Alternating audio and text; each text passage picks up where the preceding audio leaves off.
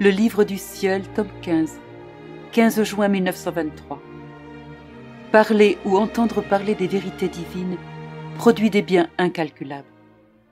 La véritable charité transforme tout en amour. Poursuivant dans mon état habituel, je priais pour que mon doux Jésus daigne visiter ma pauvre âme. Toute bonté, il se manifesta. De ses saintes mains, il me toucha plusieurs fois. Aux endroits où il me touchait, il laissait un signe, une lumière. Par la suite, il partit. Alors mon premier confesseur, maintenant décédé, vint et me dit « Je veux toucher ces endroits où le Seigneur t'a touché. » Ne voulant pas vraiment, mais manquant de force pour m'objecter, je le lui permis. Lorsqu'il le fit, la lumière que Jésus avait laissée en me touchant se communiqua à lui. À chaque touche additionnelle aux endroits où Jésus m'avait touché, la lumière l'envahissait davantage. J'étais étonnée. Et mon confesseur me dit « Le Seigneur m'a envoyé pour me récompenser des mérites acquis quand je venais à toi dans la charité. Maintenant, cela se change pour moi en lumière d'éternelle gloire. » Ensuite, mon deuxième confesseur, décédé lui aussi, vint à son tour. Il me dit « Dis-moi ce que Jésus t'a dit. Je veux l'entendre afin que la lumière de ces vérités se joigne à la lumière des nombreuses vérités dont Jésus t'a parlé de mon vivant et dont je fus alors imprégné. Le Seigneur m'a envoyé recevoir une récompense pour les mérites que j'ai acquis en voulant entendre ces vérités de mon vivant. Si seulement tu savais ce que signifie entendre les vérités divines. Quelle lumière fascinante elles contiennent. Les bienfaits du soleil sont éclipsés par les avantages que retire celui qui parle de ces vérités ou les écoute. Tu devrais multiplier tes efforts pour les faire connaître à ceux qui veulent les entendre.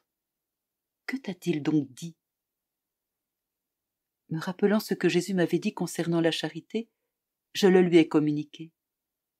Ce faisant, mes mots se changèrent en lumière, et cette lumière l'entoura. Très heureux, il partit.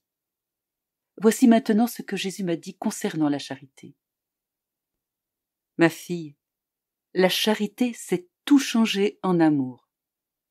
Considère le feu. Il peut convertir les différentes variétés de bois et les autres choses en feu. S'il n'avait pas ce pouvoir de tout changer en feu, il ne serait pas digne de son nom. Il en va de même pour l'âme.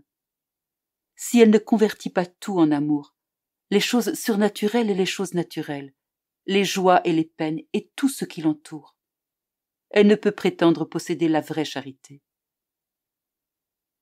Pendant qu'il disait cela, de nombreuses flammes s'échappèrent de son cœur, remplirent le ciel et la terre, puis s'unirent en une seule flamme.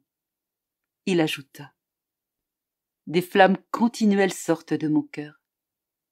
À l'un, elles apportent l'amour, à un autre la peine, à un autre la lumière, à un autre la force, etc. Quoiqu'elles aient des fonctions différentes, ces flammes proviennent toutes de la fournaise de mon amour, et leur principal objectif est de communiquer l'amour aux créatures. Ainsi, elles se fondent en une flamme unique. Il doit en être ainsi pour les créatures.